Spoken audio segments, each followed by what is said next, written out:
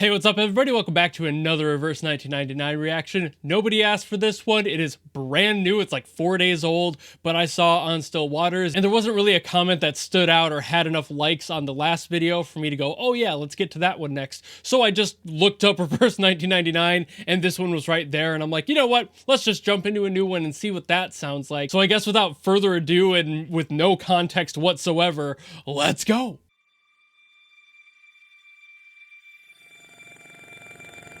Underneath the rising tide, That was interesting at the beginning there.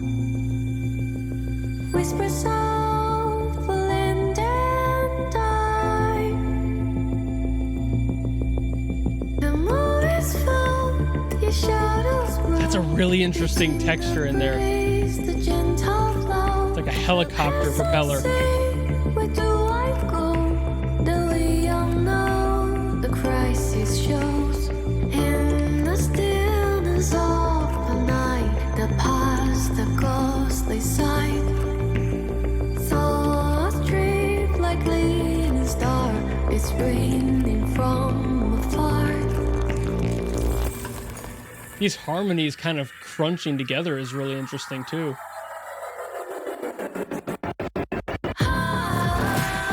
Where is paradise on the way home? Ooh. Where is lighting light in the face we mow? Oh, this is a really cool sound. The sound of true and doubt. The white noise bouncing between the ears, like The voices in my head whisper down the road. this is so neat. It's making my brain go brr.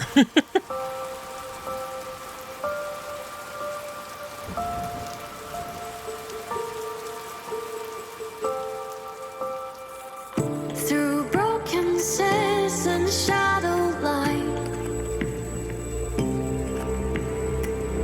a silver thread cut through the night. I'll let my hope God, it's so gorgeous underneath everything. fall with my feet that I be free. It's a really interesting sound to like, Where is paradise? it's got such an aggression What if night is dark? at moments like this, but the verses are so beautiful with like a slight anger under it.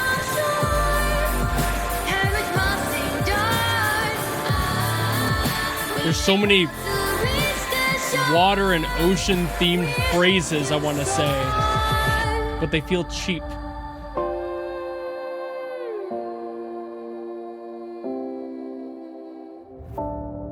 I'm probably gonna say them anyway, but ooh, I like that. Okay, I'll explain myself and probably use some of those forbidden phrases. This song perfectly embodies the term calm before the storm in a lot of ways, and that's one of the things I was trying to avoid saying during the reaction. This song has so much energy on it, but it's like constantly at the door. It's banging on the window, wanting to be let in, like the wind crashing against your house during a thunderstorm. Like you want to be able to know what's causing that sound, what is affecting your abode at this point, and it's like you can't because you don't know what it is and you're kind of scared of it, just like you would be a storm as a child. Like really truly, this song is constantly sitting there, even at those verses that sound so much more beautiful. There's still that energy just kind of cooking, it's boiling underneath, like it's constantly waiting for the pressure to build up to explode outward, and it's like you can't quite place where that anger is coming from or why it's there. And that's so interesting to me because it's constantly being pressed down during the verses by the beautiful melody and some other aspects of that melodic structure, the support for it, really, not the harmonies even, just in general the supporting instruments for the main vocals sound so beautiful. But then when you dig deep enough, you're hearing this constant aggressive synthetic sound underneath there just kind of vibrate vibrating like an earthquake, and you're like, what's going to happen here? Is this going to be a tsunami or a tornado? Is it going to be a water spout? You can't tell. And there's such an anger to that, but also such a weird peace. It is the eye of the storm that you're sitting in, waiting for that to release, and you just never know when it's going to. So like when it gets to the chorus and that energy does explode, you're like, whoa, whoa, whoa, where'd this come from? But you've always been aware that it's there. Like, I'm always surprised when the song gets into it and it kicks it into that fifth gear. You're like, whoa, where did that come from? But then you kind of remember that it's been there the whole time during the verses. You're like, oh yeah, that's right.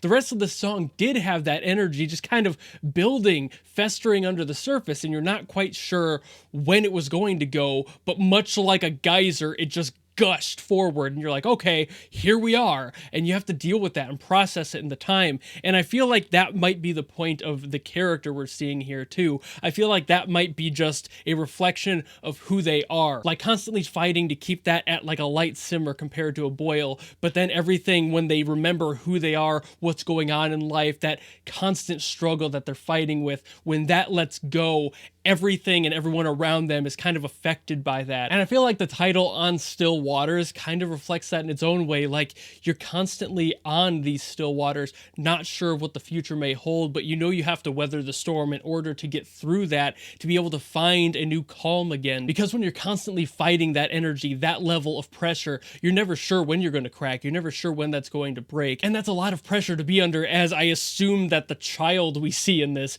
is who's going through that. So they're constantly fighting this sort of battle in their mind, in their body. I assume it's a mental thing, because that seems to be a common through line for a lot of these stories in Reverse 99, is the stress that people are under during these moments, but also they can have a lot of fun. It really depends on the group that you're in and who you are as a person, is how you process all of this going on. And some people don't handle it as well, and that might be this character's story here, just that they aren't sure, and they're constantly facing that constant stress that's going to lead them to that next earthquake, that next tsunami. And while they may have people around them that love and care for them, it's never quite enough to stop it from happening or affecting them. Like, they're always going to be scarred by these realities that they live in, and maybe that's what's going on in their mind, but there's still this hope in the song that that's going to be gone, that eventually this is all going to go to the wayside, the storm will calm, and we will reach calmer shores. Like I said, there's a lot of water themed metaphors in my thoughts here, and those just kind of happen. My brain does that thing,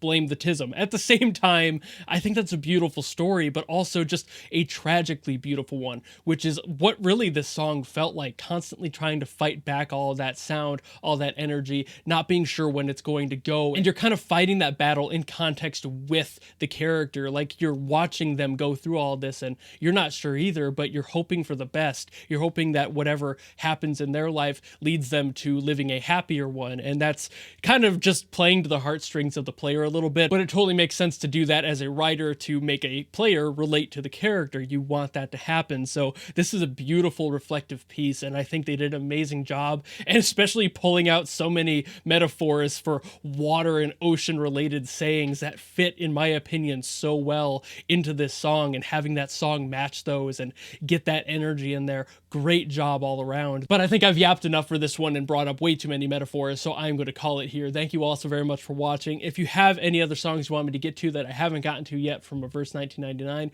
please let me know in the comments below, and I will do my best as always to get to them. And of course, if you just like this video and you want to follow me and support me for more stuff in the future, you know how to do all that, and I will see you in the next video. Goodbye!